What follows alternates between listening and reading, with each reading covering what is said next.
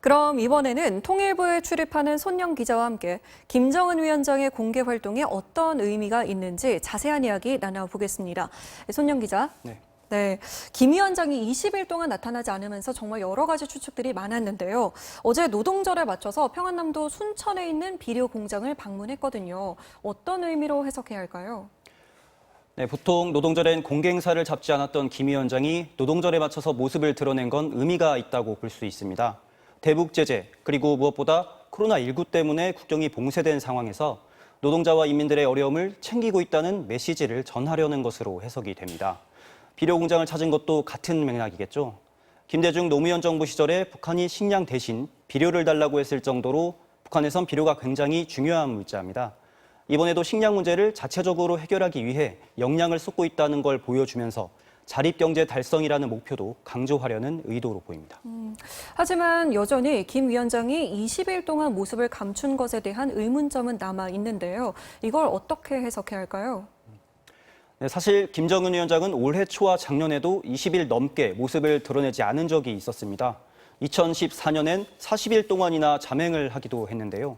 다만 이번에는 이례적으로 할아버지 김일성 주석의 생일인 태양절에 참배 행사를 건너뛰면서 의혹을 증폭시킨 면도 있습니다. 공교롭게도 오늘 워싱턴 포스트가 김 위원장이 4월 중순쯤 부하들이 발열 증세를 보이자 원산으로 대피했다는 정보를 한미 당국자들과 공유했다고 보도하기도 했는데요. 하지만 우리 정부는 그동안 북한의 특이 동향이 없다는 입장을 고수해왔죠. 코로나19 확진자가 없다는 게 북한의 공식 입장인 만큼 한미 정부 모두 코로나19와 관련된 언급으로 북한을 자극할 필요가 없었을 것이라는 해석도 나오고 있습니다. 네, 이번에 가장 관심을 끌었던 부분이 바로 북한의 후계 구도, 동생인 김여정 제1부부장의 존재였습니다. 어제 김여정 제1부부장이 동행한 모습도 우리가 확인할 수 있었는데요. 후계자로서의 지위를 확고히 한 것이다, 이런 분석도 나오고 있어요. 예, 오늘 공개된 행사 영상을 보면 김 위원장의 오른쪽에 김여정 제1부부장이 앉아 있습니다. 공식 서열이 더 높은 김덕훈 당 부위원장보다도 상석에 앉은 건데요.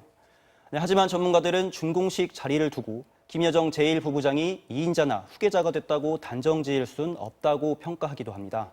하지만 김여정 제1부부장은 최근 본인 명의로 대남 비난 담화 등을 내는 등 존재감을 드러내고 있거든요. 이번 행사에서 백두혈통을 넘어서 실질적인 2인자라는 점을 대내외에 확인시킨 것으로 풀이됩니다. 네, 손영 기자 잘 들었습니다.